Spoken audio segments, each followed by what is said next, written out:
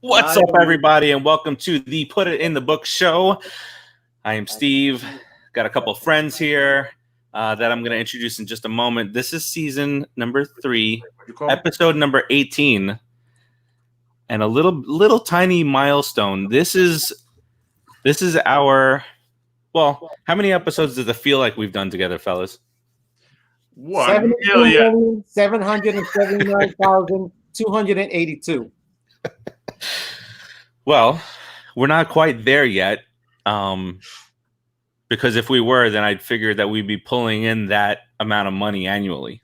Did we hit on it? Not yet. We are at 85. 15 to go. We could do a little countdown. Countdown to 100. I cannot wait till the Turk Wendell show. Turk Wendell. 99, baby. All right. So again, I'm Steve. Got Rodriguez here to my left. Mr. Keith. Somebody ruined this, but Keith right down here. And of course, in the little empty box that would be down there or so, we're missing producer Joe this week. He's out on a very romantic, sexy talk. Romantic vacation. Give it to us, Keith. Yeah. Just like that.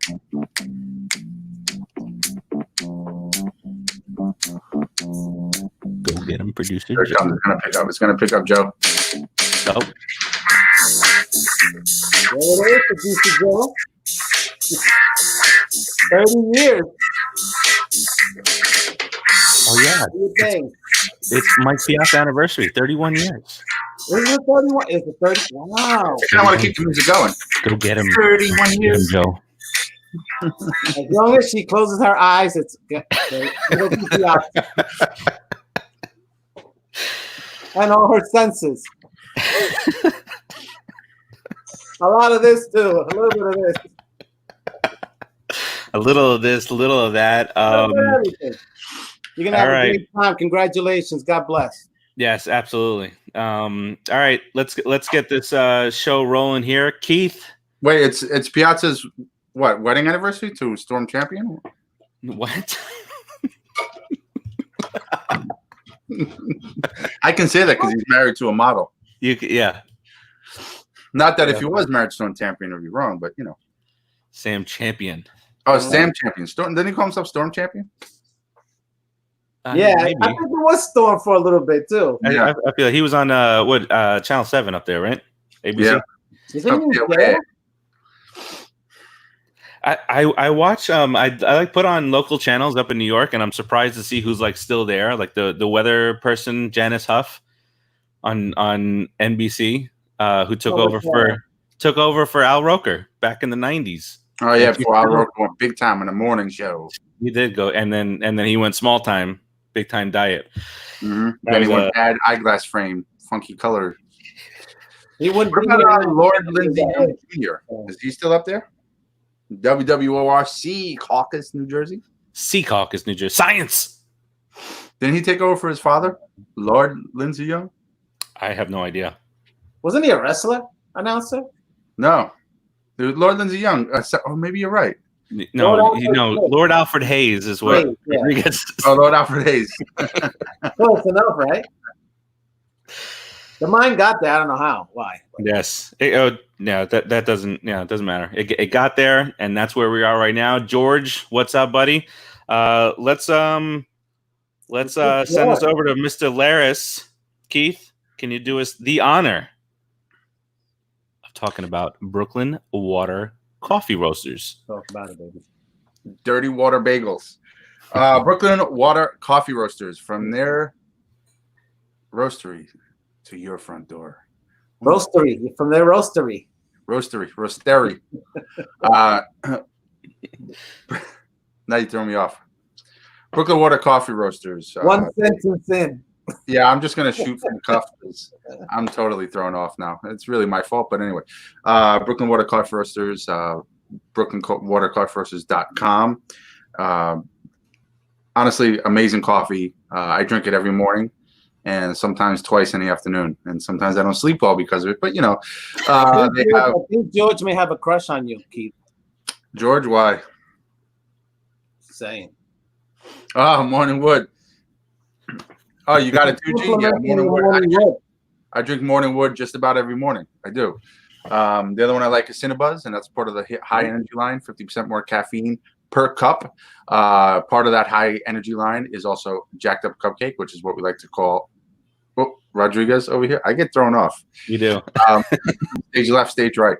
There's plenty of flavors. Dark roast, dark chocolate. It's a rich, chocolatey, delicious coffee, and it is really good for you because it keeps you awake and has how many calories? Settle. That's it. Boom. Winter Wonderland. My dad just picked up a bottle. Picked up a bag of Winter Wonderland. We just told you out, Mr. Lyon. Now it's all ruined. Not right. Not right. Got a dime bag of Winter Wonderland. This is not going south. Well, You wanted to buy time for Roger. Here we go. Got a bag of Winter Wonderland and a bottle of Morning Wood. Put them together, and you are in a winter heaven. Yes. There's also Drunken Pig, and don't worry, no animals were harmed in the making of this delicious treat. It is a whiskey infused bacon coffee. And how many calories in that, Ferrucci? I forgot. Settle. Boom. Check them out now, www.brooklynwatercoffeeroasters.com, from their roastery to your front door. Guaranteed to ship within 24 hours of its roast date. Check it out now, and you could do a little code and get a little extra bag if you buy 2 of them. And that little code is stay home, because there is a wave coming. It's not a tidal wave, but it's a Corona wave, part 2, the return. Corona. Stay home. Don't forget, it's still out there. Never went away, dummies. Remember that. Yeah, be safe. What's up, Tim? What's up, G? What's up, Lady P? What's up, Mama Farach? Lady P. Ooh, nice. Check it out now. All capital letters. Stay home. Buy 2 bags. Get your 3rd bag free. Can I ask you a question, Keith? Yeah, what's up, bro? How do you do such a great job with that? I don't know. He got all shy. He got all shy. No. My question is, I don't see Look at him. He's orange. all these people that you're shouting out. I don't see them. Where are they? If you reach your hand up your ass, you got to get up to the knuckle part of your wrist. Okay. Sorry. Go, and then you take the other hand and you click on live comments, and you'll see those people. Oh, you should have told me to use my left up the butt. now I'm right-handed. Damn it!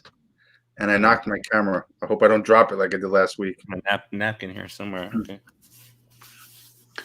This is only our 80th show or something? What show? I mean, where are we at here? Number 85. Let's get it started here. Stone Cold style. We're gonna get ready for this. Little Austin. But oh, look at this. I like it. I really like that on you. All right, let's get started. I want to let's start off by getting a little congratulations out there. Man, this picture looks super weird. But let's all right, now I see the comments. Morning Wood just came through. 4 minutes late. I'm super delayed. All right, well, that's just not right for the host to be delayed like that. All right. We all know. Congratulations goes out to our booth. SNY's New York Mets booth of Gary Cohen, Keith Hernandez, Ronnie Darling, and Steve Gelb snuck in there. Named the top broadcasting crew in all of Major League Baseball by The Athletic. So we knew that. We already knew that. Like, we knew that. Seriously. You guys all knew that too. Just so you know. Yeah.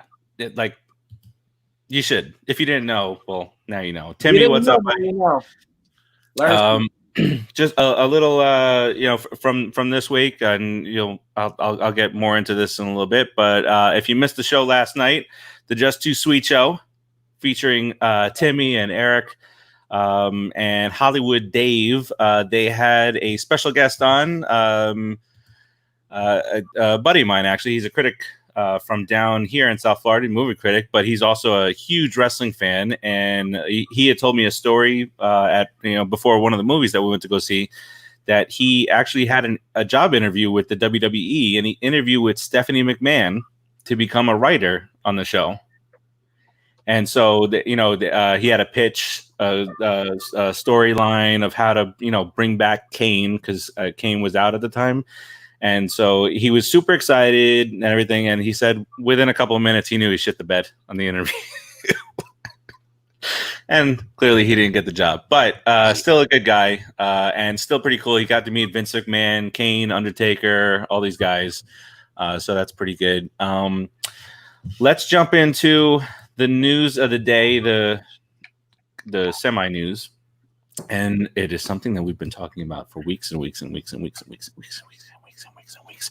It is Major League Baseball in 2020. Do we have an update? We might. But first, I want to show you guys a couple of course, when I say you guys, I mean all 750,000 people that are watching right now. But I want to show you guys what some of our guys might look like by the time baseball starts. And this is Jeff McNeil. Wow. Wow. He's going to be sitting on a porch chewing tobacco. This is our third baseman, guys. Yeah. All right. Let's do another one here. The wrinkly boy. Our first baseman, Pete Alonso. He looks like a happy drunk. How many home? 162 regular season. How many home runs does this Pete Alonso hit? That Pete Alonso could probably hit about 12. So I'm thinking he's 70. All right, let's get this guy out. And now we'll move to right field. This is a fun one. Our right fielder, Kid Conforto. Wow. Oh, he looks like Bobby Valentine a little. Yeah, it's got a little bit of that. You throw some shades and a fake mustache, and we'll see how it goes. He really looks like a manager in the big leagues. Wow, I could see him still looking like that and managing the team. Yes. How'd you get his neck still so diesel? All right, and then the last one we had to the pitching mound, the pitching rubber. Uh-oh. If it's DeGrom, it's a scarecrow. Oh, wow. He gained weight. Jake DeGrom. The Grominator. Wow. Kind of looks like Jeff Bridges. Yes. Oh, yeah. A little bit longer hair. Yes. Oh, with that annoying southern lisp. All right. So we got a little fun out of the way here. Now let's talk about some baseball in 2020. We do have an update, and it's not necessarily the update that we wanted to have during the show, but our show's just beginning, so we'll see. So Jeff Passan from ESPN and everybody else, Ken Rosenthal and all these guys, and it was actually Ken Rosenthal, I want to get this right, give credit where credit is due, he broke it first, said that right now, so the two sides, Commish and Players Association president, who is a former New York Met for a little bit, Tony Clark, they got together. So the framework of this is a 60-game season that ends September 27th and begins around July 19th. So the July 4th dream does not look like it's going to come to fruition, but nonetheless, baseball is looking like it's going to be back. Gives the players, most importantly for them, full prorated salaries, and then some concessions, right? So two concessions that they had to make. Number one is there will be expanded playoffs for the next 2 years, and we still don't know what that looks like. Is it 2 extra teams? What exactly that looks like? Most likely, it's going to be 2 extra teams. That's what I'm thinking. And hey, if the Mets make it because of those 2 extra teams, I'm all for expanded playoffs. As down the road, keep it going, baby. I hate it unless it benefits us. Oh, true story. Absolutely. That's way. It's in the fine print on the Mets. And then, of course, they would have to waive the right to file any grievances regarding this particular season with the owners. So nobody can complain that they contracted coronavirus. Nobody can complain about this or that. And here's the other thing that's worth noting from Jeff Passan. The offer from baseball has the players maxing out to $1.5 billion in salaries, as opposed to the the $4 billion that they would have gotten over the full 162 game season. And then the money actually equates to being equal. So this is the Players Association and owners meeting on a $1.5 billion on a 60 game season. So, but the thought around baseball is, and the experts are, that baseball might come back, the players might come back and say, hey, we want a 70 game season. And then they just meet in the middle at 65. And then the plan for now, whether it be 60, 65, I know, whether it be 60 or 65 games, is to have about 10 off days from July 19th to September 27th. And then they go into the playoffs. This year is not an extended playoff year. It would be 2021 and 2022. And then, so they both sides, the owners, one of the more important things besides the money, the owners wanted to get the season done before October hit because of that potential potent November coronavirus wave that is hovering above us. Rodriguez, what are your thoughts? I'm all for it. I've been saying all along, in my opinion, that the players should get paid fairly for the game. They shouldn't have to take a 75% cut or whatever cut. They come to play. They should get paid whatever their salary is supposed to be. Even more so, you shouldn't give them a cut because it is a pandemic. Even more so, that in all honesty, they are putting their lives at risk, because you never know how you're going to react to it. So each and every one has a different reaction. So they really are. Why take money away from them? That angers them. Plus, they're still a little bit pissed off over that sort of soft salary cap issue that they lost a year or so ago, right? So that, plus the fact that they feel the owners are greedy, they're fighting it. I mean, I get it, but at the same time, they lost a great opportunity to be heroes. Just like the owners, are losing another opportunity to be heroes too, because they're putting a lot of pressure on the players to take that cut, which seems unfair to me. But I think they're going to do minimum 50 games, and I'm really playing it safe. But that 60 game deal sounds good. 65 would be even better. It'd be great, but it's gonna happen. There's too much money. They're losing too much money. They can't lose everything. They're gonna play. You see what Max is talking about in the comments? What? What did he say? He's talking about he's bringing back the food that he still hasn't sent us. Oh, listen, Max wants to do a barbecue guy, Mets barbecue. Listen, when all this is over, we do a show with the barbecue happening in the back. So he's ready to go. All right, we're in. Screw you, coronavirus. Give him a Mets cooking show. I'm not sure I'm down for a barbecue until maybe after July, but I'm definitely down for a barbecue. Yeah. And Keith, before you go with your take on this, a little bit of news coming out, and this is not really news. I mean, we've known that this was coming, but pending the MLB agreement, it reportedly includes DH in the National League for both 20 for this year and next year, but then the CBA will have it in there. So if we get baseball this year, the National League is now a DH league moving forward. It's gonna stick. Yeah, I want to see what's up with Cespedes. It should stick. I want to see what's up with Cespedes. Wait. Oh my God, I thought about Cespedes this weekend. So sorry, this is going to be a weird story, but Lion Country. Have you guys been to Lion Country Safari?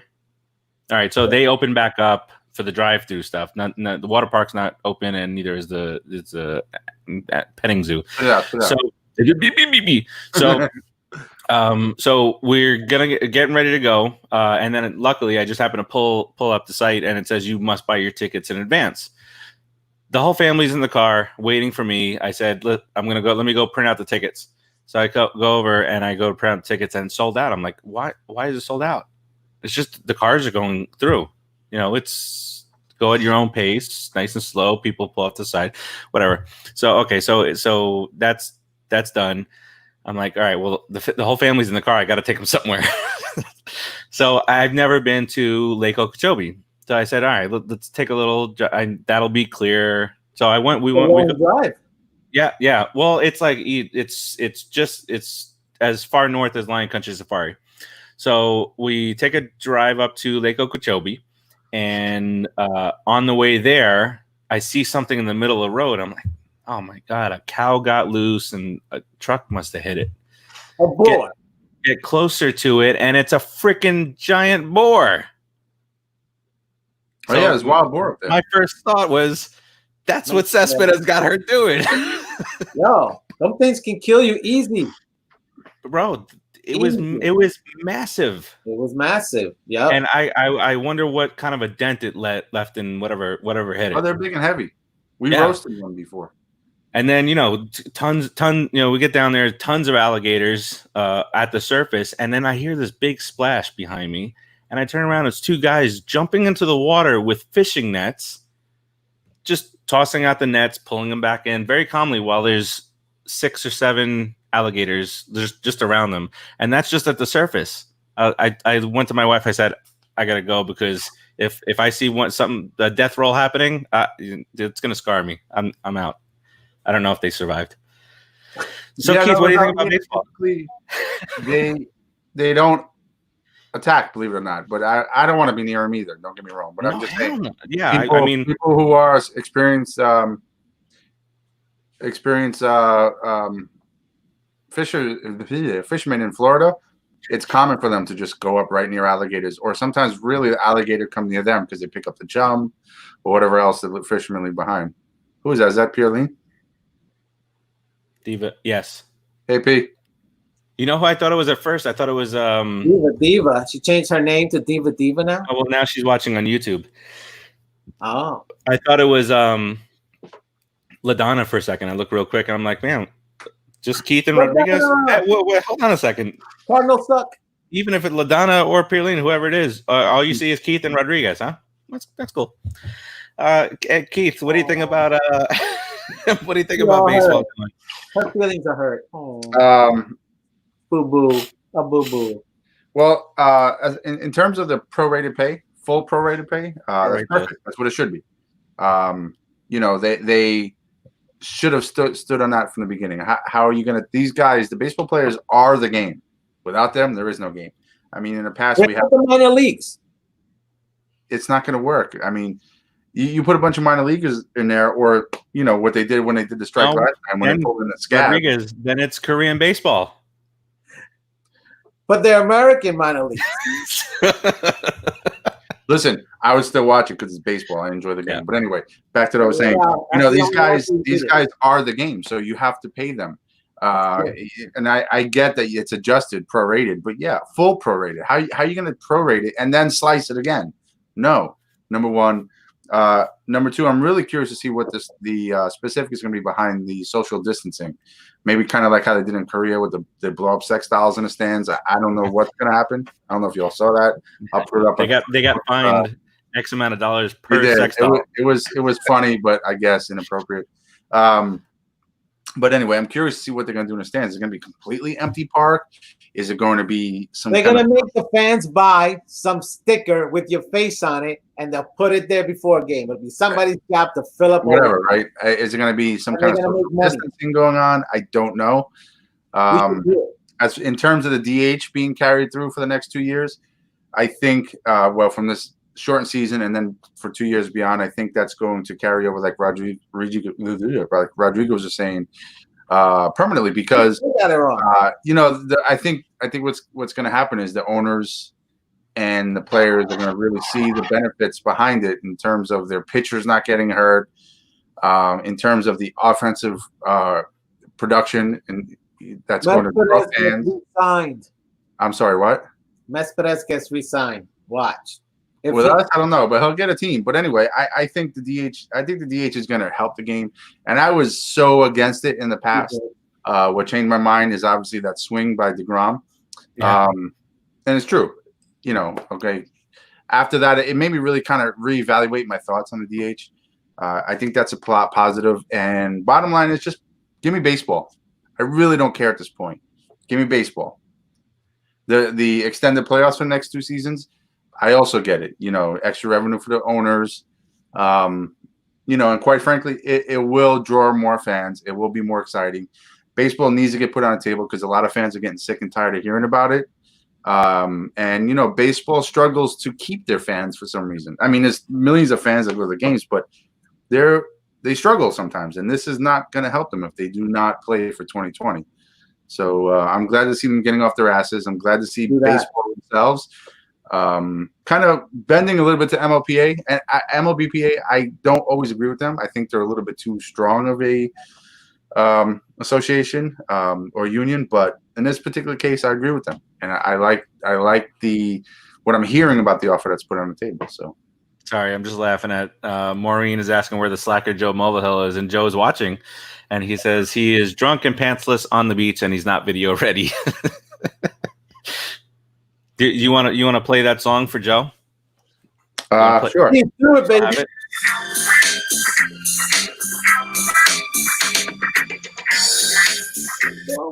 Go, Joey. Go, Joey. If you're gonna come up panelist, let me know. I'll introduce you with that song. Look, I was just scrolling through Mets Twitter, and the question was asked, "Who's the best skipper in team history?" And would you have ever thought that Terry Collins would be in the top four that they asked? Thinking back through and his love obsession with Ruben Tejada.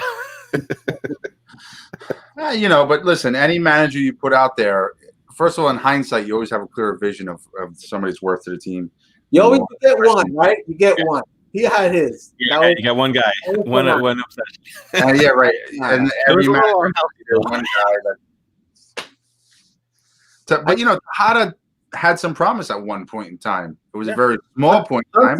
Until Utley took him out. He was the guy. He was playing really well. In the playoffs that year, yeah. Screw you, Utley.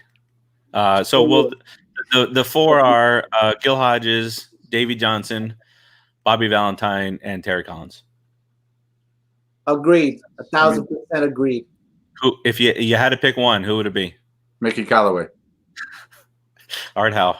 Art Howe. I hope he's doing well, right? Yeah, Burger. How's that? Really? Oh yeah, Art Howe had the COVID. Yeah, he's gonna be fine now. We didn't hear anything. I hope so. Dallas Green. Who I think is my one out of those four. Jeff Torborg. Jeff Torborg. That's what I was just trying to think. Remember, Mike Cubbage managed a few games. Oh my God, Torborg! You know what I remember about Torborg was because that was like 92, 93, right? 90 that time frame. I just remember like the Fox baseball coming on, and us getting demolished because those are the years that we won 59 games. Who else? 70s, right? The what? The 70s? No, this was like 90. This is when Torborg was the manager, like 93, with Saberhagen, Eddie Murray. Oh. Yeah, Bobby Bowe. But Eddie Murray played well. Eddie Murray was good. Yeah, it was just not a good mix of players. It wasn't a good. No, the chemistry clearly wasn't there, unless you count Clorox as the chemistry. the curse of Coleman. Vince Coleman. Coleman, firecracker. Eddie Murray hit his 500th home run as a Met, if I'm not mistaken. He what? So did Gary Sheffield. Did he? I didn't know. Hit his 500. Yeah. I was saying I think Eddie Murray hit his 500th as a Met. I liked Eddie Murray. I never had a problem with him. His career, he was great. Yeah. Oh, it was fantastic. He was with us. Was great. He was on Twitter every week. This week in baseball. Yeah. So, who would you pick? I would probably. Oh gosh, there are different types of managers. So I'm in my head. I'm going. Do I have an offensive team or a defensive team? What do I have? Do I have what type of pitchers do I have? And then I Don't put get it on that technical. manager. I'm Don't getting get all nerded out. Hold on, I'm getting nerded out. Too much information. Let's I go see the with steam. I see the steam coming out your head. Bobby Valentine, and I'll say Bobby Valentine because he did a lot with less. He actually had the worst team ever in my mind as a Met team to even go to the playoffs. I thought they would. I thought they weren't good at all. So I think he did less. He did more with less. Bobby V, I'm going with, and he disguised himself to come back out. Come on, we honored him. we honored last him week. last week. Come on, Bobby V. Keithy? Yeah, I have the same sentiment. Bobby Valentine, and a couple of reasons. It's Gil Hodges is iconic, right? But he's not. He had a great team. Davy Johnson had a great team, only won once. Terry Collins was great, but Bobby Valentine, he took that team and from a strategic managerial standpoint, he was really good when to put pitchers in, when to pull them out, where to put people in positions, when to put pinch runners in, when to bunt. Like he had a really great baseball mind, and it was fun watching him. And he took a bunch of. I mean, he made a name for Benny Agbayani. I mean, Really, Benny. Jay Payton played in the outfield. I mean, Timo Perez. Oh my God. Timo Perez. So yeah. I mean, granted, I wouldn't say he had the worst team. Yeah, I get that to go that far, but they had an amazing defense. There were some attributes that really carried that team, but in terms of him getting the most out of the little he had, I look at it this way: Davy Johnson, the team that he actually underachieved. Okay, Terry Collins, the team that he had, he got them to the playoffs. Gil Hodges was way ahead of his time. I mean, he played guys based on stats. But in those days, they said this is the guy that plays no matter what, and he plays 7 innings. And if you take him out, blah blah blah. But he was moving people in and out like chess pieces. And Gil was a National League New Yorker for a long time. Yeah, he's a Brooklyn Dodger. I mean, so he knows how to manage. Honestly, I would have picked Gil Hodges, but Bobby Valentine was excellent. George says is Davey, Bobby, Collins, and Gil fourth only because he hasn't seen him. But based on knowledge, he said he'd put him number 2. And Patrick just called Benny Agbayani the Hawaiian Punch. Hold on, here's one for Benny.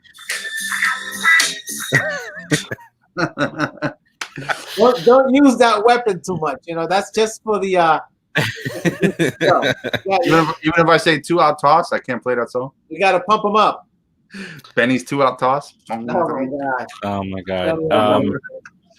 Yeah, I will agree with you guys. Bobby V. I think he actually encompasses the other this 3. segment sucked because we have no argument. Bye. Right, there's no argument. Sorry. No, but Rodriguez, you're wrong. He does. He does encompass all 3 of them. Don't agree with me again. Oh, fudge. He had the Gil Hodges stuff where he was mix and match stats wise. He had the brain power of like a Davy Johnson, Davy, and then like the fire. Yes. Oh my God, that's 3 times. You just agree with me within the same topic. Yeah. So for me it was pretty easy. And then going back to your remarks, both these guys, Timo Perez and you got Todd Zeal playing first base sometimes, and this over here, and Todd Zeal, really. Yeah, and Benny Agbayani, who hits a game-winning home run in the playoffs, and he's hitting doubles in the gap and whatnot, and and then Bobby V goes, and then where did Benny Agbayani go? Did he go to like the Rockies or something? He went back home. He went back home. Wait, no, Keith, did he go somewhere else? I'm pulling it up right now. He probably played like 6 or 7 seasons. Benny Agbayani was a Met. Oops. Yeah, you're Legend. right. He went to. He played 5 full years. 4 of those with the Mets. Then 2002 and 2000. So yeah, 2002 he played with Colorado and Boston. He only played at 61 games that whole year, and it was pretty miserable. I don't remember what I ate for dinner last night, but I can remember that Benny Agbani went to the Rockies. That's pretty weird, huh? I would love to have that career. Yeah, I mean, in 99 and 2000, he had 14 and 15 home runs respectively. Then batted 286, 289. He had an on-base percentage of 363 and 391. He's Benny Agbayani. Talking about Benny Agbani. He played 5 years. That's good enough for him. Close the book. Those 2 years, 99 and 2000, when he played under Bobby, he did really well. And then it just went to hell after that. Yeah, it sure did. But he gave us the best 4 years of his baseball life. You gave it all, Benny. You gave it all. We love you, Benny. George is saying in the comments the worst 3, and we mentioned all 3 of these guys when we were being sarcastic. Art Howe is number 1 worst. Jeff Torborg number 2, and number 3 Dallas Green. An honorable mention was Jerry Manuel. And Jerry Manuel immediately followed Willie, right? That's who we hired after. Art Howe? Yeah. No, Manuel after Willie. Willie Randolph. Yeah. After we disrespectfully fired him overnight. And I feel bad in a way for Jerry Manuel because he wasn't good, but he also didn't have a lot to work with. They shouldn't have gotten rid of Willie. Wayne Randazzo just tweeted out, with all this talk of DH, there's a good chance that Noah Syndergaard will forever remain 1 away from the all-time Mets home run lead for pitchers. No, he'll pinch hit for sure. Yes. Yeah, great. Yes, we're gonna get. Yes. What about what Noah's doing when he's not pitching? Why are you making a? Hey, it's Wayne Randazzo. What is Wayne Randazzo doing right now? He should be joining our show. Is what he should be doing. Up, Wayne. Dwayne. What's his name? Wayne. Wayne. What about Mike Cubbage and his 7 games he managed? I knew it was less than 10 games. Yeah, Torborg, 72 and 90, and then he was fired the next year after 38 games with 13 wins. Then Dallas Green, why did he stay for 4 years? God only knows. 46 wins, 55 wins, 69 wins, 59 wins. What in God's name? And then Bobby V comes in 88, 88, 97, 94, 82, and 75. Rest our case. We rest our case.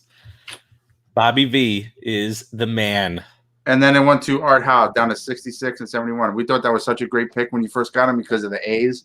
And what we really knew is that he was just a stand-in. He was a puppet.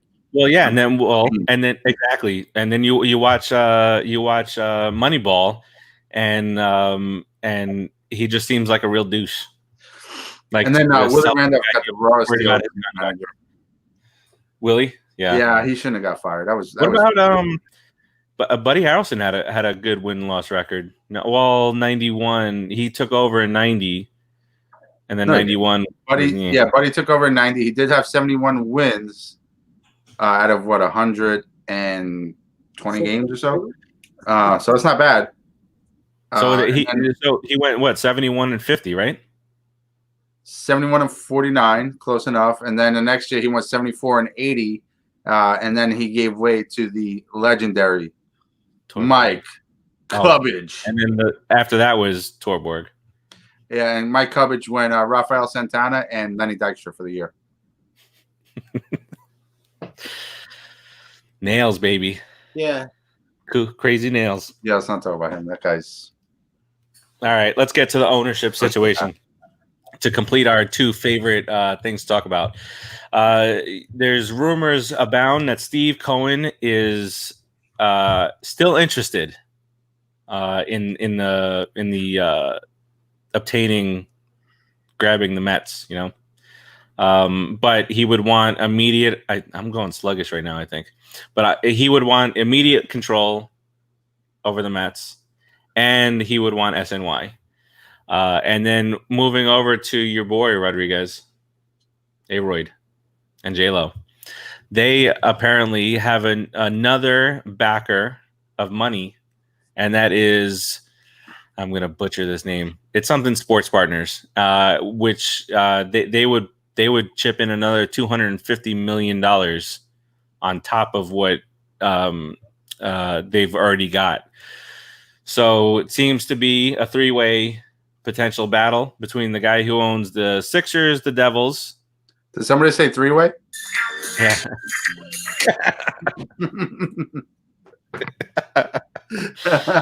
Look how he's frozen. You see him frozen, Rodriguez? I know. I feel like smacking him right in the face. Don't do that. You gotta see your picture frozen, bro. You like this? Smack you right in the face. Wait, you're frozen too, so I don't know what how you're mimicking me. No, you're the only one frozen. Hey, you guys caught up. Look, I'm going super quick. Catch up. Do it. Look how fast he's going. Wow. Arriba, ándale. Hey, easy with that. All right. So, do you guys have a preference of the three? As we rank the managers, how would you rank those three in order? It's Cohen, the Sixer, the Devils douche, and a douche. Cohen, because he's got the most money, and he's a lifelong fan, supposedly. I think I'm back, guys. Back live. Then A-Rod and J-Lo. It's a funny how A-Rod always has backers, always has men behind them. How funny. Anyway, I take A-Rod because at least he knows baseball, and he'll try to put whatever the best product is out there. He might mess the whole thing up, but he's going to try really hard because he needs to beat Jeter. The only reason he's buying the team is to beat Jeter. And then the Philadelphia guy, because he's from Philadelphia. Why would I want him touching the Mets? Yeah, screw you, filthy. Screw you. So that would be my choice. Yeah, I have the same order. Well agreeing tonight. This is a really boring show. Let's all just write down our answers before, agree with everything, no arguments. It's actually not a boring show. I'm enjoying the show. But yeah, Steve Cohen, right, because I think Steve Cohen will spend. He reminds me kind of like what's the dude from Dallas Mavericks? I can't believe I Mark forget. Cuban. El Cubano. Cuban. I don't think he's, I don't know his profile to call him Mark Cuban, but in terms of like, a guy who knows how to handle money and the comments are killing me today. Yeah. Your brother says Jerry Manuel. I thought that was Morgan Freeman. Talking about no, there's a guy that used to do the maintenance in a place I used to live. His name is Pillman, and I swear to you, Pillman and Jerry Manuel dead ringers. And every time we used to go to the game up in Port St. Lucie, we see Jerry Manuel. I used to go Pillman. That says Steve the Freeze. Yeah, Steve Cohen, because I think he'd spend. I don't think he'd chintz out, and I think he has a real interest in winning because he realizes winning is going to bring him more money. A-Rod, because he does know baseball. I think he would pull the right people in, and he does want to show up Jeter. That is, I wouldn't be upset if he got the team, but he's not my first pick. And who the hell wants anybody from Philadelphia having to do anything with the Mets? Screw that crap. They're number 4 of 3. Boom. And you just totally went Channel 5 Kung Fu movie lips on us. I did? Oh, yeah. Again? Oh, yeah. Whatever. No, it's serious. Wait, but you chose who? What was the order again? We're going to Steve Cohen. Then we're going to take A-Rod and J-Lo. And then we're going to go with number 4 of 3, the filthy guy. The Philadelphia guy. What are the chances to get frozen when I do this to you? I hope that's your ring finger, and you tell me you want to put a ring on it. All right. I'm not going to go into mine because I agree with both of you. Okay, go ahead. Move on. Next topic. And now it's time for the Mets moment of the week. All right, we got a Mets moment of the week, and it's actually brought to us by Joe. Joe actually submitted this. He confused me. I thought he was going to be part of the show today. So Joe provided us with the Mets moment of the week, and just like last week, I gotta find it for a second. Just like last week, the Mets moment of the week is brought to you by Sterling's Paradise. Boom. I have a banner for that. I've heard of that place. There it is. Sterling's Paradise, serving the most authentic Haitian food in South Florida. They are located at 360 South State Road 7 in Margate. They specialize in they do breakfast, lunch, and dinner. They got your griot, they got your fried turkey, and then on Mondays and Thursdays they have a lunch special, tasso turkey and griot for $9. Either or. Stop in the morning, get some. Don't get both meals. If you work in the area, grab some lunch on the way home. Pick up dinner for the family. Boom. Absolutely. All right. And support a local business. There we go. All right. My plate, Pierline. Let's get to the Mets moment of the week here. And it's going to be a little bit off because you're not going to see the Mets. Only Joe brings a New York Mets moment of the week with no Met in the video. You ready? Who's ready? Let me see a show of hands. Who's ready? All right, you don't have to show hands. Here we go. Let's do it. What the? Well, that's really fast. Good internet. Who is that on the field? Is that Giants and Redskins? Yes. Am I looking at Joe Theismann play about to happen? No. Are we breaking a leg? Because I like breaking legs. We're not going to break a leg. Let's restart this. Just like Tim says on the Just Too Sweet show, it's not a show that we do unless there's some technical difficulties. Thank you, AT&T. It's not that. Oh, come on. Come on. Stop begging. This video being cut off was brought to you by T-Mobile. Get your PCS. Message not sent. Try again later. Wait, Pat. Oh, that happen to you guys the other day? Oh yeah, I was out for like. It still sucks. You have T-Mobile? Yeah. No, I Why have. don't you bring the sound station outside? Try to get a better reception. Jeez. No, it was done. I can go Wi-Fi, but I couldn't make any voice or texting, nothing. Or I could do. No, I couldn't. Nothing was dead. Oh baby. Oh yeah. It's coming. It is coming. All right, and now it's time for the Mets moment of the week. Now Let's kick it. NFL. He was spectacular. 72 receptions, and he has been able to get himself open here tonight. The Mets have just taken the lead on a home run. There must be thousands of television sets here at Giant Stadium. And that's the reason for the crowd screaming as they are right now. And in fact, Seaman dropping the flag, and the Redskins and the were so startled by the crowd reaction to what was going on and had an effect on what was taking place here. It's interesting. False start prior to the snap, number 66 offense. Please reset the clock. He's looking at the game. 42. I think the Redskins thought their position was going to reset the clock. I think the Redskins thought their position was going to be overrun. Yeah.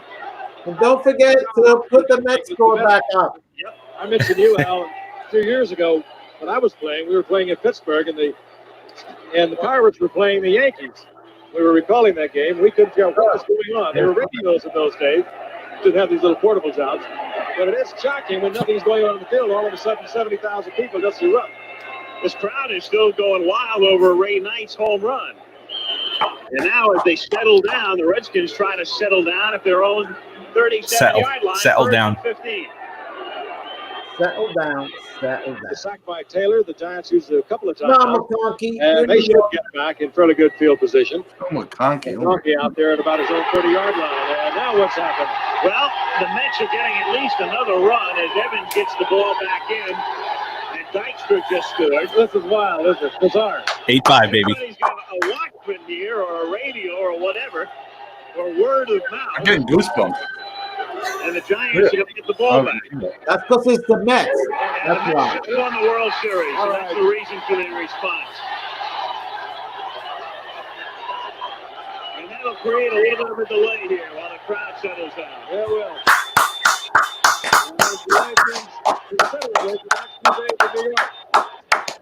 Well done, fat man. Well done. That was good, Joe. Yo, Nothing makes it back even off. better and nicer is that Joe is a Jets fan, and he gave us a Giants clip. Yeah, but you know what? If you weren't watching a Mets game and you're a Mets fan, you're a douche.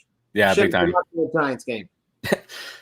Pat says, Pat, you got something wrong with Margate?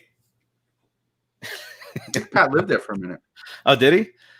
George says AT&T no bueno, and Barbara, my mom, says, "Are you trying to confuse me playing a football clip on the Mets show?"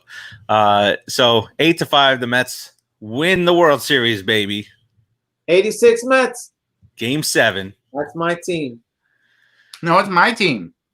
No, All we right. can have it. It's mine. Let's because there's really no breaking news coming. I was hoping that we'd get an agreement, but God forbid, we get a little late breaking news here. But an idea that my good buddy who we've just been agreeing with, Rodriguez, today, came up How with. dare you What if? call me your buddy? So Back to the Future is a real thing, and we were able to go back in time and trade Dwight Gooden and Bobby Ojeda from the 86 Mets Right. for Tom Seaver and Jerry Koosman from the 69 Mets. How would that impact both teams? So now you're taking Seaver, the franchise, and Koosman away from the 69 Mets, and you're dropping Gooden and Ojeda in. Do the Mets win the World Series in 69? Do they? What do you think? The 69 Mets, how many games did they win? 100. 100. After never having a winning season. 100 games, 162. That was their record. The 86 Mets won 108 and 54. Mm-hmm. So they had a better winning percentage, but they had a much better offensive team. Yes. So if I remember my numbers correctly, and I might because I looked them up not too long ago. These are the most important things in our life. Pretty much. That's These numbers. are things that matter to us. But listen, honestly, Met fans, imagine the thrill of watching Tom Seaver and Jerry Koosman pitch on the 86 Mets. You imagine a 24 game winner or 22 game winner. How many games did he win? He won let me check. 25-7, 2.2 ERA, and he struck out 208 batters in 273 innings. A 25 game winner with a crappy offense. Mm-hmm. A 2.21 ERA. Now imagine what he does with the 86 offense. He's at 30. He's at 30 wins, almost guaranteed if he stays the same. I think for the 86 team, a better question might be: would the 86 team in the playoffs have lost a game? No, they would not. It wouldn't even let it close. Because what's the staff then? Seaver, Koosman, Darling, Sid Fernandez, Fernandez, and Aguilera coming out of the pen. Or the other guy with the bushy beard. He was on the team too, I think, then in '86. Was he? Well, you had Aguilera. You had Orozco. What was the other guy? Orozco, who What was the righty compliment to Orozco? I forgot. McDowell? Was it McDowell? Well, McDowell was there. McDowell. Yeah, it was him. He was the righty compliment to. I mean, they could have won probably 110 games, 115 games with those two guys. Substantially better. I mean, much, much better. Now the 69 team, they probably could have. They probably would have still been at 162. Because the Gooden would have picked up some slack, but he didn't win as many games as him. But his fastball was just outstanding. No one would have seen that type of pitcher then. Exactly. And Ojeda was just a fantastic pitcher, regardless. Ojeda belongs in that era, I think, the way he pitched. I feel like Ojeda is super underrated. I feel right, like, and he pitched with a hurt elbow. Yes, and it just had the delivery. It was Ojeda's delivery was like smooth and every pitch. Smooth and weird at the same time for me. It was because it was like hunched over. Yeah. Like hunched over delivery, right? Yes. But it was the same. It was the same with the curveball. It was the same with that fastball. And as a hitter, you're trying to pick any type of little glitch, and you don't get it. So he was fantastic. But same on every pitch, which for the love of God, if just people just do it. Okay, right. And Ojeda, it was a perfect storm because that year he was great. Years before, years after, mediocre. A couple good years sprinkled in later in his career. But a good offense does that. Perfect storm. Makes you a better pitcher too. A really good offense. Is Ojeda as good with the 69 team? No.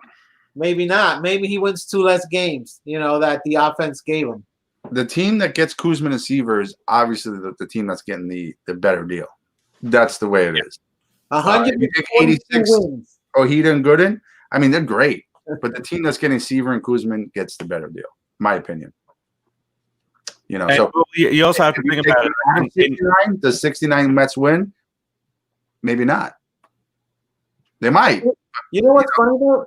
I don't think of the 69 Mets as 100-game winners.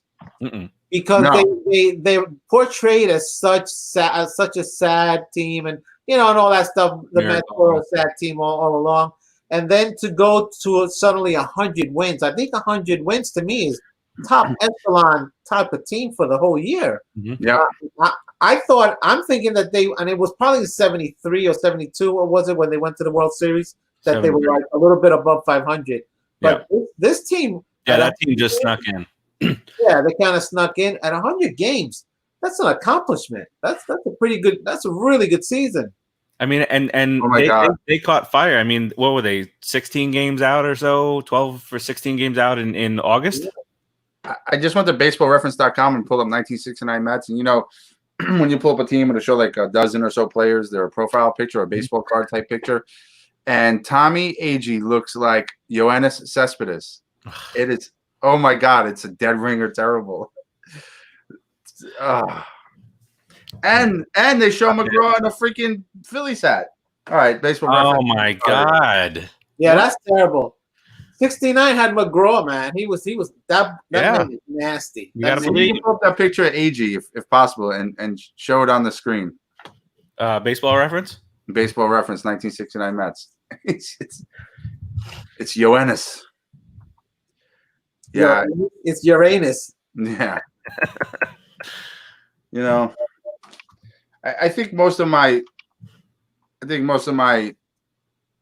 anger towards him as a fan, not personally because I don't know him personally, obviously, but as a fan is how disappointing he's been. All the expectation he set and how he just really didn't, from my point of view, didn't take care of himself. And I'm talking about Yoenis, obviously. He wasn't careful and he didn't take care of making sure he can get out there and play, or maybe he played when he shouldn't play and made things worse. I don't know, but he was careless. But he's a human being, and sometimes human beings don't think that way. But he needed to think of himself as an investment, if he thought of himself as his ranch, his investment, and what he loves, he wouldn't let him. He wouldn't have been. He would have been extremely careful with himself. And probably not have gone through this big time injury thing. So, but he's human. So. Super small picture, but yeah, super small. But look, it is Yoenis. It's Yoenis' dad. Yoenis AG. It could be his dad. It could be his dad. Yeah, could be his dad. Hopefully, no wild boars there. 25 home runs. 25 home runs this year. 25. Get the hell out! 25 in 60 games. I mean, 25 home runs in 60 games. Mesperez. This is going to be fun. Taking E18. the predictions based off of how many games are being played when we get to that point. And it's possible, right, Rodriguez? Because 60 games, they may just go balls to the wall. Pitchers may be... Not may. You have to go balls to the wall. Pitchers are going to be in hell unless you're... I told you guys, the race to 50 now, if it's the race to 60, it's a short season. You have to come out hot. You have to come out hard. You have to go balls to the walls. You can't be that complacent pro that you got 160. No, you have 60 games to prove that you're the best in the league and win a World Series. Everyone's going to be at 100, as they always say. There's no such thing, but everyone's going to be at 110% every single game because you have to win every game. It's a much bigger sense of urgency at this point. It's going to be exciting, the short season. I'm kind of looking forward to it. And my brother mentions Ojeda cutting his finger off while trimming his hedges. I do remember that. And I also remember the boating accident. Oh my God! So he says, so he cuts his fingers off, and back in 1969, they don't have the technology to reattach, and thus causing the Mets to lose the World Series. A little bit of time cop, or what is all those? Yes. What is that? All right, let's not reimagine the whole world. It was a little Kevin Bacon stuff going on there. All right. Yeah. All right. Well, that's really all that we had this week. No news coming through. So that is it's on the players now to either counter or accept, and then let's move forward with some baseball so that we can finally dive into predictions on who's going to do what this year. Back when we were supposed to be doing that in March. Listen, the players have to accept. We were 10 days away. They have to accept, bro. They have to. They're going to be the villain. They're never going to be able to live it down if they don't accept. Yeah. The owners are being, listen, whatever it is, they're both greedy bastards, okay? As Patrick and a few other people have said, I think, they're all greedy bastards. Just play 60 games and get paid for it. Help the fans out. Give us something. Once you get out there, nobody's going to care about you being greedy. We're just going to be excited you're playing ball. So I can't stand looking at Wolf Blitzer.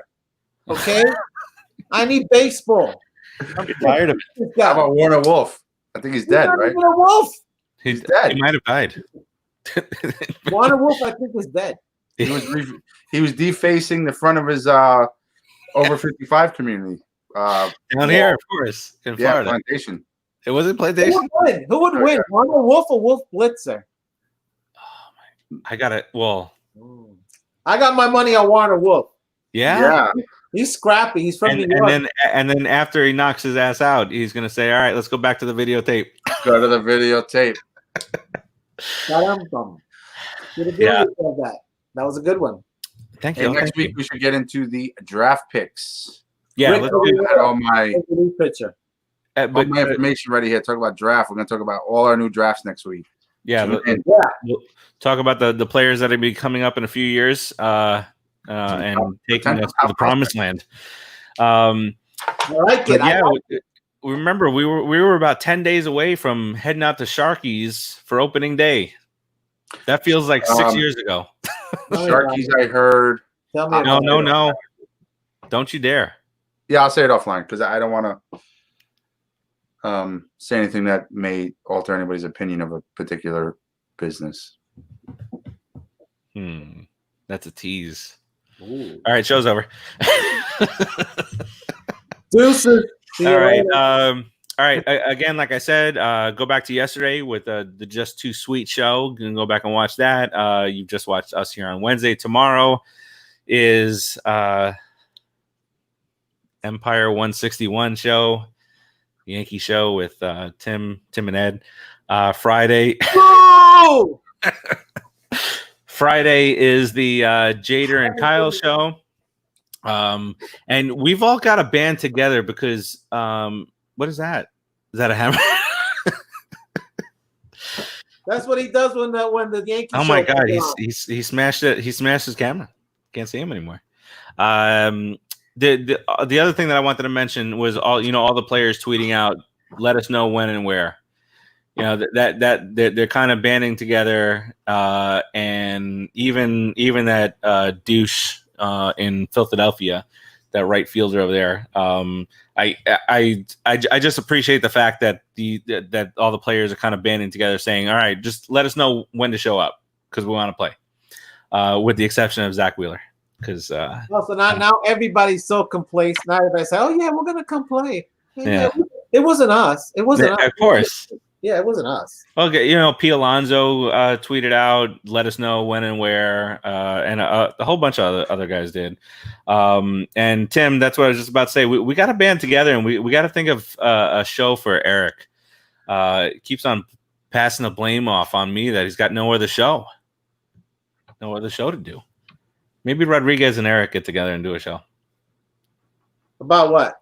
About nothing. It was pretty successful. Probably work. It'll probably work. All right.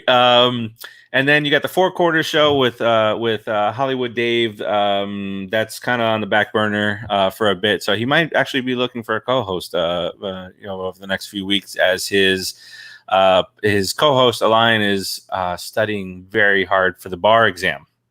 So probably going to lose him in a bit. We need more lawyers.